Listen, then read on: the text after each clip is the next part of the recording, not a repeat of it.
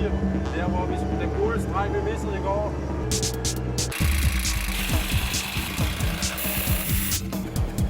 Prøv lige at parkere her. Vi er vel lidt mere end halvvejs ned mod Østgrønne.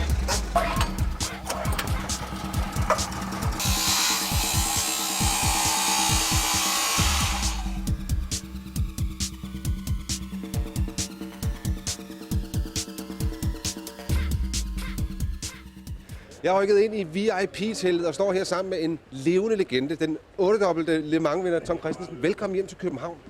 Tusind tak.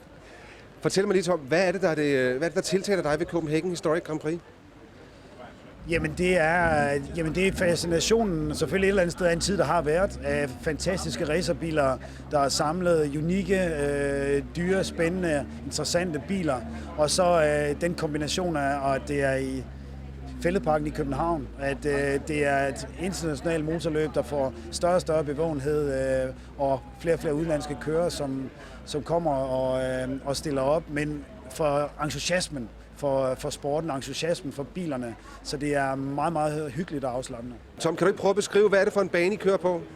Det er en bybane, det er en parkbane, og man starter ved startstregen på Nørre Allé i første gear med omkring 6.500 omdrejninger i de her lille biler. Kommer godt afsted og accelererer ned mod sving 1, hvor man drejer ind til Borgmester Jensen Allé. Det er banens langsomste sving, og det er også der, den mest krævende nedbremsning kommer, fordi der kommer man med op over 200 km i timen i de forskellige biltyper. Og der er bilen utrolig levende med bagenden, når man bremser ned. Og så lige til sidst, så passer det med, at den lige får første gear, boom, og man får den ind meget, meget tæt ved barrieren, accelererer ud med barrieren på højre side, anden gear, og den får lige tredje gear, det er oppe af Borgmester Jensens vej, og næsten flat igennem den lange venstre kurve. Der er mange ujævnheder, bilen den bomber en lille smule ud mod barrieren, fortsætter op med næsten med limiteren i tredje gear ind i højre kurven, og det er det banens mest krævende sving. Det er længere, end man regner med. Der er lang radius på, og hvis man kommer for langt over til venstre, så mister bilen en lille smule greb med camperen i asfalten. Men en rigtig dejlig drift, og specielt fedt at sidde i en højre styret bil rundt igennem det sving. Og så er det over til højre og få den optimale nedbremsning, indtil at man kommer ind til Øster Allé og ned i anden gear og holder et godt moment rundt, meget, meget tæt igen ved barrieren. Helt ud accelererer ud til betonen, et godt moment på, og op mod det kink, der hedder, før man kommer ind i det sidste sving, og passer på, at bilen ikke kommer i alt for meget slide, men en god slide ind, og så sørge for at kan få lige en nedgearing til anden gear igen, for en god acceleration ind på Nørre Allé, ned til den lange side for de her historiske biler. Og ved målstregen, der vil der så stå enten en god omgangstid, hvor mange omgange er tilbage, eller måske desværre, at det allerede er slut. Start, og Lars Andersen igen afsted som en kanon. Michel Lykkjær bedre ud af starthullet denne her gang. Søren Dybholdt skal op til nummer 2, og så ser jeg allerede en favorit, Karl Rasmussen. Han mangler sig til start. Det er jo en katastrofe. Vindingschancer i øjeblikket. Så kan du lære at spille rigtigt. I hvert fald så var det igen en gentagelse af Michel Lykkjær. Han ligger ude i det beskidte spor. Længe tager det ham at få stoppet Porsche, men han kommer altså på fornuftig vis om hjørnet, om end lidt sent, og optager altså forfølgelsen af Lars Andersen. Hvad er det, der kommer ud fra Michel Lykkjærs bil? Det var en sen indbremsning, det der. Var det det? Det håber jeg så, du har ret i. Der var i hvert fald rødvinden fra venstre fordæk eller et eller andet. Jeg kan sige med sikkerhed, at det ikke var kølevæske, i hvert fald fra den luftkølede Porsche. Det var sprinklervæske. Det er okay. Det kan jeg lære dig om. Sådan der. Så har vi Lars Andersen altså i spidsen, og det er altså Porsche-line-uppet, præcis som forventet også. En stående start med motoren bag i hjælper. Det skal simpelthen bare gå godt.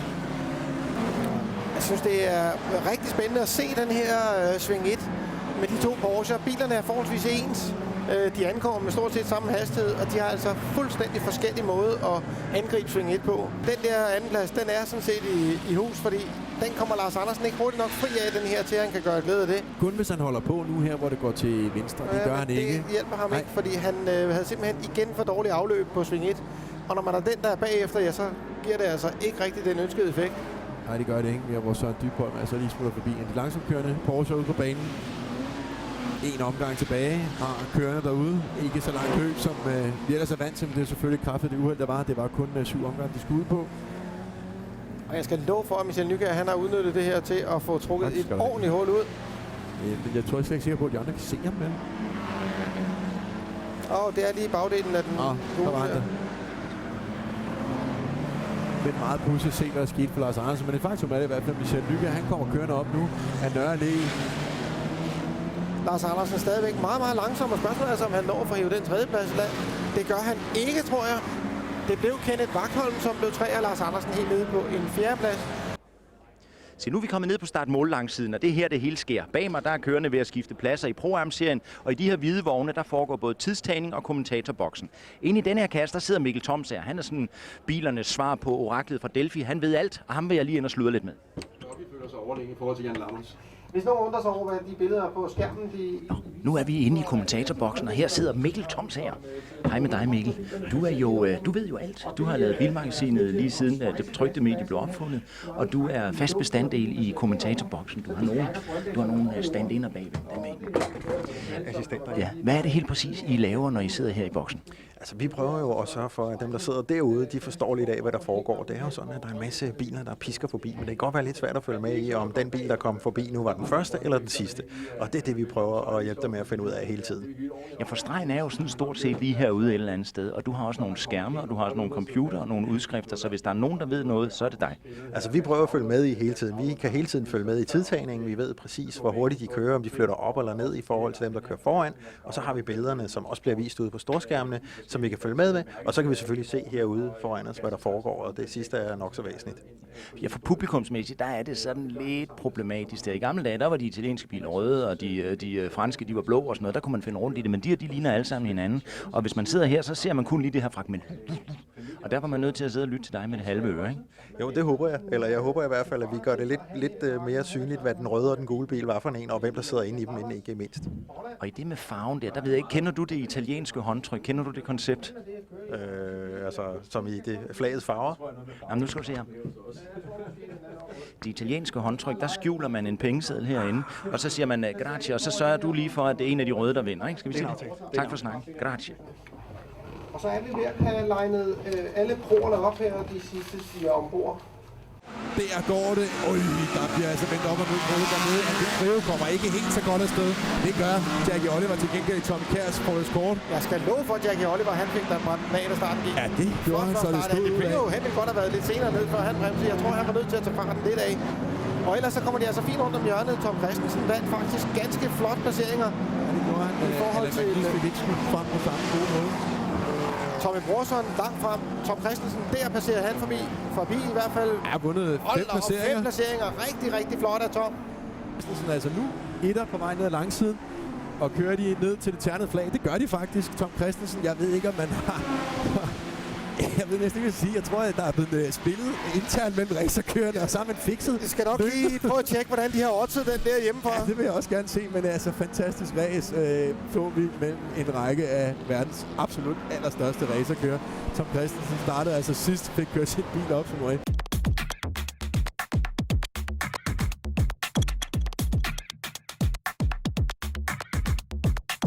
Som 13-årig, Jan, der forelskede du dig i Alfa Romeo. Hvad var det, du faldt for?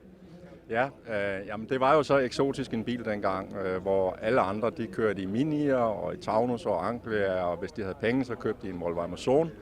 Men så kom den her meget, meget fine bil fra Italien pludselig med et helt andet design og udstrålede alt italiensk kultur og elegance og sportslige køreegenskaber. Så den var meget, meget spændende og helt uopnåelig. Den her uopnåelige italienske dame, hvordan scorede du hende? Jamen jeg måtte vente mange år, og det krævede et ganske godt fodarbejde. Men det lykkedes. Jeg skulle lige over nogle engelske friller først. Men så kom italieneren, og siden har jeg haft mange. Og det er stadigvæk noget, der kan få følelserne frem. Den har så meget personlighed.